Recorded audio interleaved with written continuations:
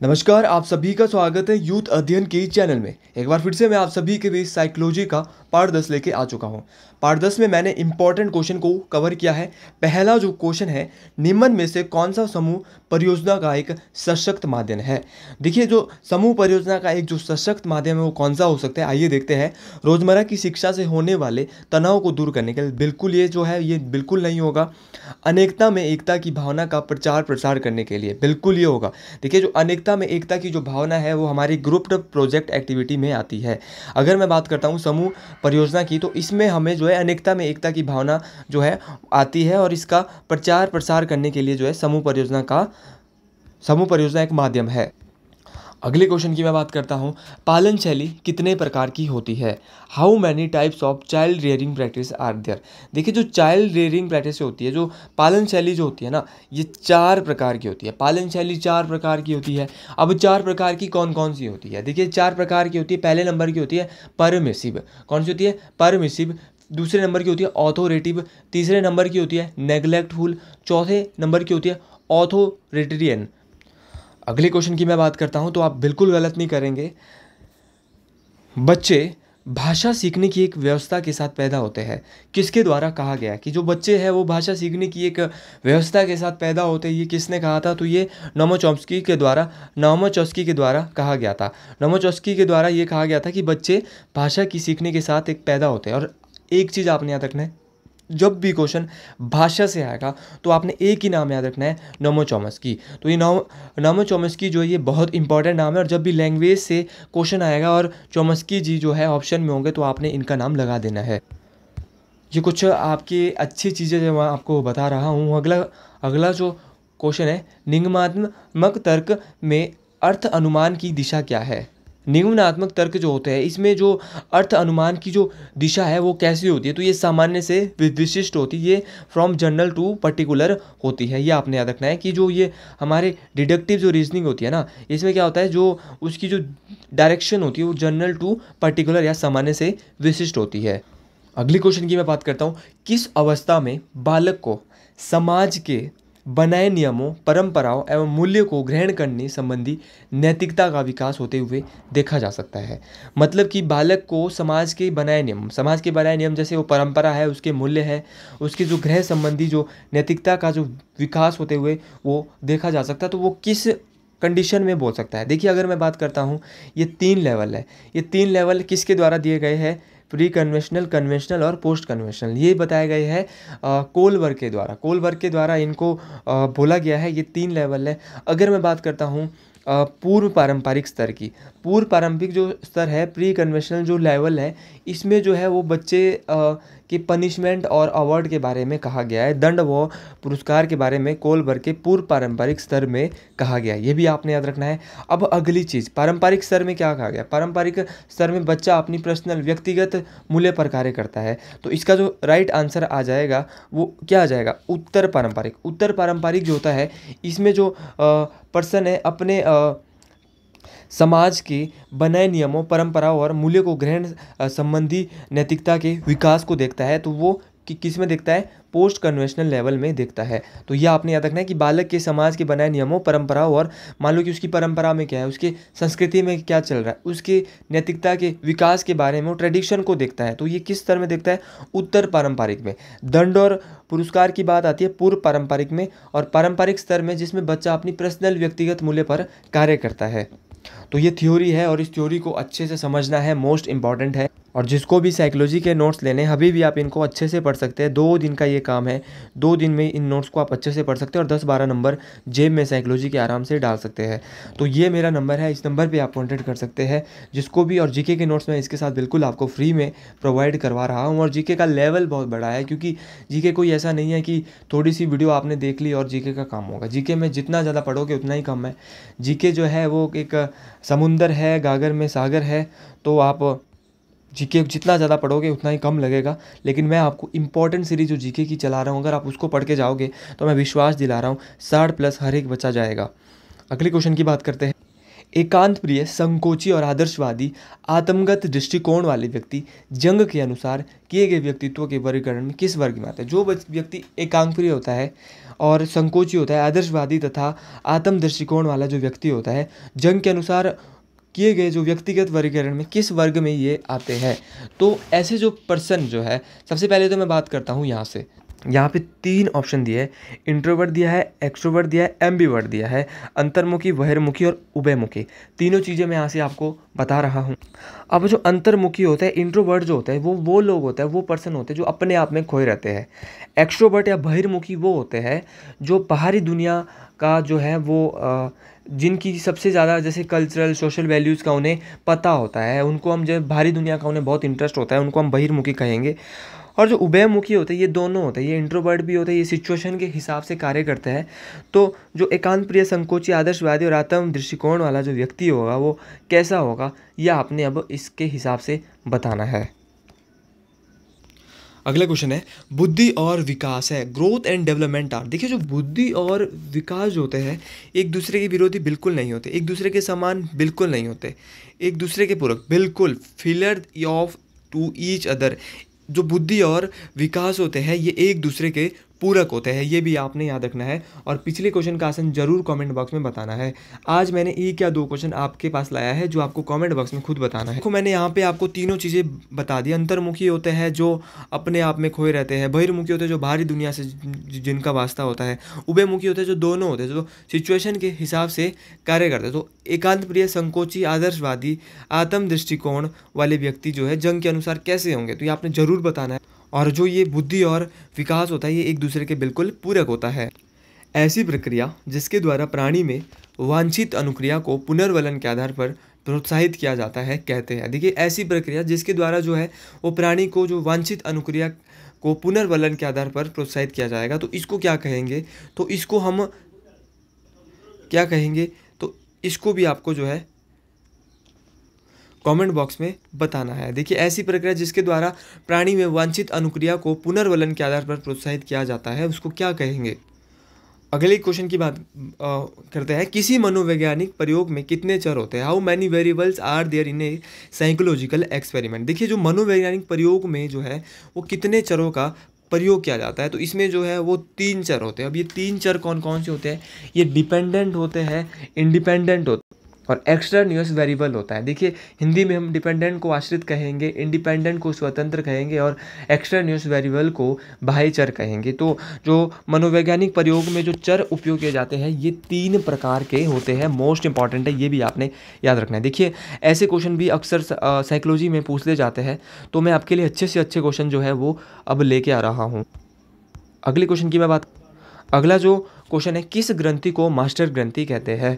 देखिए पिट्यूटरी जो ग्लैंड है इसको मास्टर ग्लैंड के नाम से भी जाना जाता है। हम इसको जो है पीयूष ग्रंथि भी कहते हैं और मास्टर ग्रंथि भी कहते हैं। और ये क्वेश्चन मैं आपको क्वेश्चन पेपर पढ़ा रहा हूँ, लेकिन उसमें भी 3 से 4 बार रिपीट हो चुका है, तो ये बहुत इंपॉर्टेंट है। तो आपने याद रखना है कि किस ग्रंथि को मास्टर ग्रंथि कहते हैं, तो पिट्यूटरी ग्लैंड। जिसको अभी तक पता नहीं था वो याद रखे, आज के बाद वो नहीं भूलना चाहिए, क्योंकि साइकोलॉजी ही हमारा टारगेट है जिसमें हमने 25 का टारगेट रखा है टीजीटी आर्ट्स के लिए।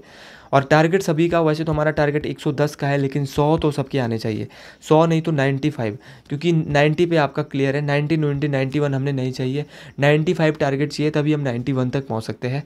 और जिनका कैटेगरी में है उनको तो खाली 82 मार्क्स चाहिए। अगले क्वेश्चन की बात करते हैं, मैस्लो ने 1954 में प्राणी की 5 आवश्यकताओं को कितने भागों में बांटा है? देखिए जो मैस्लो की अगर मैं बात करता हूँ, तो मैस्लो ने 1954 में जो है प्राणी की 5 आवश्यकताओं को बांटा था। तो उसने कितने इसमें जो है वो बांटा था? तो इसने 2 पार्ट में डिवाइड किया था। देखिए 2 पार्ट में से डिवाइड किया था, और ये 2 पार्ट कौन कौन सी थी? तो एक थी डेफिनेंसी नीड और एक थी ग्रोथ नीड। देखिए एक थी डेफिनेंसी नीड और एक थी ग्रोथ नीड। अब ये क्वेश्चन बहुत टफ था। देखो मैस्लो का जो हायरार्की चार्ट है इसमें जो इसने 5 प्रकार की बात की थी, देखिए साइकोलॉजिकल, सेफ्टी, लव और बिलोंगिंग, एक्सट्रीम और सेल्फ एक्चुअलाइजेशन। देखिए जो ये 4 आती है ना, इसको तो इसने किस में बोला है? डेफिनेंसी नीड में। लेकिन ग्रोथ नीड में इसने किसको बोला था? ग्रोथ नीड में इसको बोला था, ग्रोथ नीड में इसने इसको बोला था, और डिफेंसिव नीड में इसको बोला था इसने सेल्फ एक्चुअलाइजेशन। तो ये अपर वाली जो है ये ग्रोथ नीड है, और ये जो है वो कौन सी है? डेफिनेंसी जो नीचे वाली है ये आपने याद रखना है। तो ये हायरार्की चार्ट है किसका, सबसे नीचे जो आता है मैस्लो के, वो आता है साइकोलॉजिकल नीड, और सबसे ऊपर जो आता है ये आता है सेल्फ एक्चुअलाइजेशन। तो सेल्फ एक्चुअलाइजेशन सबसे ऊपर आएगा और साइकोलॉजिकल सबसे नीचे आएगा। दोनों बातें आपने याद रखनी है, मोस्ट इंपॉर्टेंट। और दोनों को इसने 2 भागों में बांटा था, 4 को एक साथ रखा था और एक को डेफिनेंसी नीड को एक साथ रखा था। अगले क्वेश्चन की बात करते हैं। ये क्वेश्चन थोड़ा सा जो है धुंधला आया है। जिस प्रक्रिया द्वारा संसार के तात्कालिक अनुभवों का ज्ञान होता है उसे किस नाम से जानते हैं। मतलब कि ऐसी ही प्रक्रिया जिसके द्वारा संसार के जो तात्कालिक जो अनुभव है ना, उसका जो मतलब कि हमें जो है ज्ञान होता है, तो उसे हम क्या कहेंगे, तो उसे क्या कहेंगे भाई, बहुत आसान है, प्रत्यक्षीकरण। क्या कहेंगे, प्रत्यक्षीकरण। अगले क्वेश्चन की बात करते हैं। वेशभूषा, रहन सहन, आहार, धर्म, भाषा तथा रीति रिवाज इत्यादि आदि व्यक्तित्व के कैसे निर्धारक है। देखिए, जो मान लो कि किसी की वेशभूषा है, आहार है, रहन सहन है, धर्म, भाषा, रीति रिवाज, मतलब कि ऐसा व्यक्ति जो वो किस प्रकार का हो सकता है, तो ऐसा व्यक्ति जो होगा वो सामाजिक होगा। कैसा होगा दोस्तों, सामाजिक होगा, सोशल होगा। ये भी आपने याद रखना है, मोस्ट इंपॉर्टेंट है।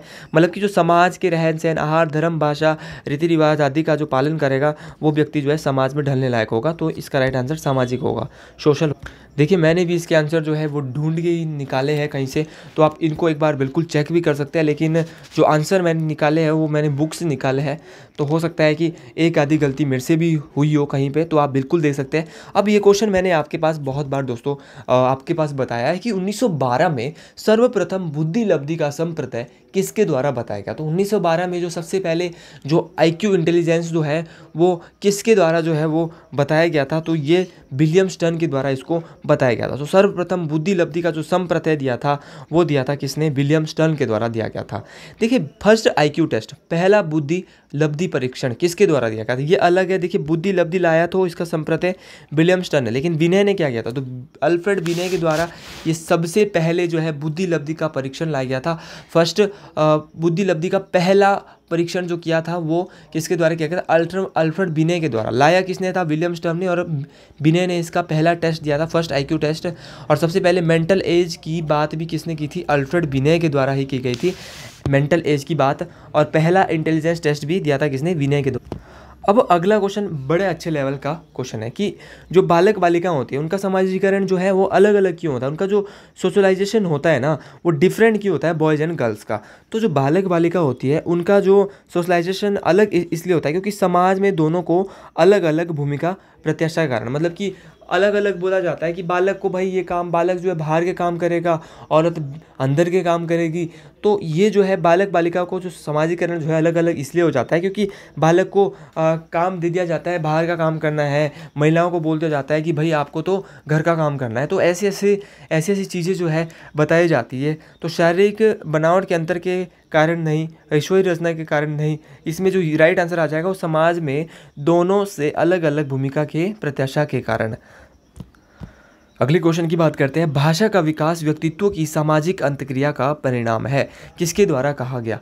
देखिए, जब भी मैं भाषा की विकास की व्यक्तित्व की सामाजिक अंतक्रिया का परिणाम है, मतलब कि जो भाषा का जो डेवलपमेंट हो रही है वो व्यक्तियों की सामाजिक अंतक्रिया का परिणाम है, ये कहा था वाइगोत्स्की के द्वारा ये कहा गया था। तो वाइगोत्स्की कहते हैं कि भाई जो भाषा का जो विकास है वो व्यक्तियों की सामाजिक अंतक्रिया का परिणाम है। देखिए, प्याजे ऑप्शन में यहाँ पे दिया है, तो प्याजे ने जो है वो कॉग्निटिव डेवलपमेंट है, संज्ञानात्मक विकास का सिद्धांत जो है किसके द्वारा दिया गया, जीन प्याजे के द्वारा दिया गया है। और प्याजे का नाम बहुत बड़ा नाम है साइकोलॉजी के क्षेत्र में। अगले क्वेश्चन की बात करते हैं। अधिगम प्रक्रिया में शामिल है, जो लर्निंग प्रोसेस होती है ये इन्वॉल्व होती है किस में। देखिए, व्यक्ति का वातावरण के साथ अंतक्रिया, बिल्कुल ये नहीं होगा। निरंतरता, बिल्कुल। देखिए, व्यक्ति के वातावरण के साथ अंतक्रिया ये बिल्कुल होगा, निरंतरता भी होगी। व्यवहार में परिमार्जन, बिल्कुल ये भी होगा, उपरोक्त सभी। हाँ, तो इसका जो राइट आंसर आएगा वो क्या आएगा, ऑल ऑफ एबव। देखिए, व्यक्तियों के वातावरण के साथ भी अधिगम हो सकता है, निरंतरता में, कॉन्टिन्यूटी में भी अधिगम हो सकता है, व्यवहार में परिमार्जन ये भी अधिगम में शामिल है। तो इसका राइट आंसर क्या आ जाएगा, ऑप्शन डी। अगले क्वेश्चन की बात करते हैं। बहुत बार ये क्वेश्चन आया है, गेस्टॉल्ट का अर्थ है। देखिए जो गेस्टॉल्ट का जो अर्थ है वो क्या है। गेस्टॉल्ट का जो अर्थ है ये समग्र के रूप में और एज ए वोल। देखिए गेस्टॉल्ट का जो अर्थ होगा वो समग्र के रूप में होगा। मोस्ट इंपॉर्टेंट है, याद रखें। फिर से इस बार भी 2024 में टीजीटी आर्ट्स में पूछा जा सकता है, तो ऐसे क्वेश्चन आपने बिल्कुल नहीं भूलने हैं कि गेस्टॉल्ट का अर्थ है समग्र रूप में। अगले क्वेश्चन की मैं बात करता हूँ। बालक के व्यक्तिगत अध्ययन की मनोवैज्ञानिक विधि है। जो बालक का जो व्यक्तिगत अध्ययन होता है ना, इसका जो मनोवैज्ञानिक विधि है वो कौन सी है। तो देखिए रेटिंग स्केल नहीं होगा, प्रश्नावली नहीं होगा, प्रयोगात्मक विधि नहीं होगा, तो इसका राइट आंसर क्या आएगा, केस स्टडी। केस स्टडी जो है बालक के व्यक्तिगत अध्ययन की मनोवैज्ञानिक विधि है, psychological method of individual study of child. अगले क्वेश्चन की मैं बात करता हूँ। देखिए जब भी फ्रॉइड की बात आती है तो मैं आपको बोलता हूँ मनोविश्लेषणवाद के जनक कौन है। तो मनोविश्लेषणवाद के जनक है सिगमंड फ्रॉइड। सिगमंड फ्रॉइड जो है ये मनोविश्लेषणवाद के जनक है। देखिए फ्रॉइड के अनुसार व्यक्तित्व संरचना के प्रमुख घटक जो है वो कौन कौन से। देखिए इदम, अहम और परा अहम, ये आपने याद रखना है। इदम, अहम और परा अहम, ये तीनों ही बातें जो है ये व्यक्तित्व को जो बांटा था, मन के व्यक्तित्व को वो बांटा था फ्रॉइड के द्वारा 1923 में इदम, अहम और परा अहम में, इड, ईगो और सुपर ईगो में। देखिए ये इसका जो राइट आंसर आएगा वो आएगा उपरोक्त सभी। फ्रॉइड जो है वो मनोविश्लेषणवाद के फादर भी कहे जाते हैं, मनोविश्लेषणवाद के जनक भी। या मनोविश्लेषणवाद का जो सिद्धांत है वो सिगमंड फ्रॉइड के द्वारा बताया गया। देखिए इड क्या बोलता है, इसमें इदम क्या बोलता है। तो इड जो है वो प्लीजर प्रिंसिपल की बात करता है, ईगो रियलिटी की बात करता है, और मॉरलिटी की बात करता है सुपर ईगो। तो तीनों ही आपने याद रखना है। इड प्लीजर की बात करता है, रियलिटी की बात ईगो करता है, और मॉरलिटी की बात सुपर ईगो करता है। अगले क्वेश्चन की बात करते हैं। मोस्ट इंपॉर्टेंट क्वेश्चन, थॉर्नडाइक के सीखने के सिद्धांत के महत्वपूर्ण नियम कौन कौन से हैं। तो जो थॉर्नडाइक के जो सीखने के जो सिद्धांत के जो महत्वपूर्ण नियम है, तत्परता का नियम भी है, अभ्यास का नियम भी है, प्रभाव का नियम भी इसमें बोला गया है। तो इसका भी राइट आंसर क्या आ जाएगा, उपरोक्त सभी। और मैक्सिमम बार जब ऑप्शन में उपरोक्त सभी होगा और अगर आपको नहीं आ रहा होगा तो तुक्का आपने क्या लगाना है, उपरोक्त सभी, या होगा ए और बी। ये सबसे ऑप्शन में सबसे अच्छी चीज़ दे रहा हूँ, ए और बी, और ऑप्शन सी में होगा ऑप्शन सी। तो अगर आप श्योर नहीं हो तो आप ऑप्शन सी लगा देना कि ए और बी सही है, क्योंकि अक्सर जो है अधिकतर जो है क्वेश्चन यही होता है, उपरोक्त सभी हो गया, ए और बी हो गया, तो ये क्वेश्चन जो है अक्सर सही हो जाते हैं। और अगर आपको नहीं आ रहा है तो आपको यही करना है, ये सबसे बड़ा तुक्का है पेपर में लगाने का। क्योंकि मेरे साथ जब भी हुआ है तो मैंने ऐसा ही किया है, एक दो बार जब मुझे नहीं आता था तो मेरा वो सही भी हो गया, तो आपके साथ भी बिल्कुल ऐसा ही होगा। तो एग्ज़ाम की स्ट्रेटजी भी मैं आपको देता रहूँगा जितना मुझे पता है, और मैं आपको बताता रहूँगा बार बार कि ऐसे ही वाला ऑप्शन ऐसे करना है। और जीके के नोट्स मैं बिल्कुल फ्री दे रहा हूँ, आप मेरे नंबर पे कांटेक्ट कर सकते हैं, वो मेरा नंबर है जो मैंने आपको उस टाइम दिया। अगले क्वेश्चन की बात करते हैं। सक्रिय अनुबंधन का सिद्धांत, मतलब कि ऑपरेटिंग कंडीशनिंग थ्योरी जो दी थी, थ्योरी ऑफ ऑपरेटिंग कंडीशन, सक्रिय अनुबंधन का सिद्धांत किसके द्वारा दिया गया। तो जो सक्रिय अनुबंधन का सिद्धांत, जिसको हम पुनर्वलन का सिद्धांत भी कहेंगे, ये जो बताया गया था ये स्किनर के द्वारा बताया गया था। सक्रिय अनुबंधन का जो सिद्धांत है ये स्किनर के द्वारा बताया गया था, और ये स्किनर जो है एक अमेरिकी मनोवैज्ञानिक थे जिन्होंने पुनर्वलन का सिद्धांत भी दिया था। ये मोस्ट इंपॉर्टेंट है, ये आपने याद रखना है, मोस्ट इंपॉर्टेंट। अगले क्वेश्चन की बात करते हैं। सीखने की अंतर्दृष्टि का सिद्धांत किसके द्वारा दिया गया था। Inside the theory of learning, inside the theory of learning जो दी थी ये दी थी कोहलर ने। कोहलर के द्वारा जो है, कोहलर एक जर्मनी मनोवैज्ञानिक जर्मनी साइकोलॉजिस्ट थे, और इनके द्वारा inside the theory of learning की बात की गई, सीखने की अंतर्दृष्टि सिद्धांत की बात की गई थी। पियाजे के द्वारा संज्ञानात्मक विकास का सिद्धांत बोला गया था।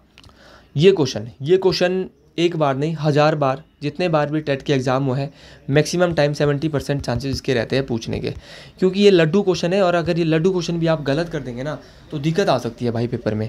क्वेश्चन आ रहा है कि development is a process of. अब क्वेश्चन कभी तो आता है कि विकास एक प्रक्रिया है, तो कैसी प्रक्रिया, निरंतर है।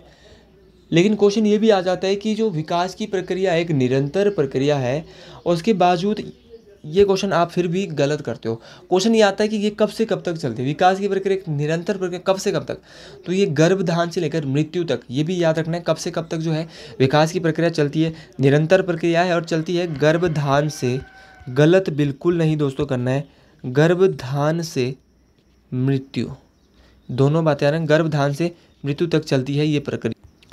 आज का अंतिम 2 क्वेश्चन की हम बात करते हैं। एक बालक की बुद्धि लब्धि 150 है। मैं पहले भी आपको बता चुका हूँ आईक्यू के बारे में।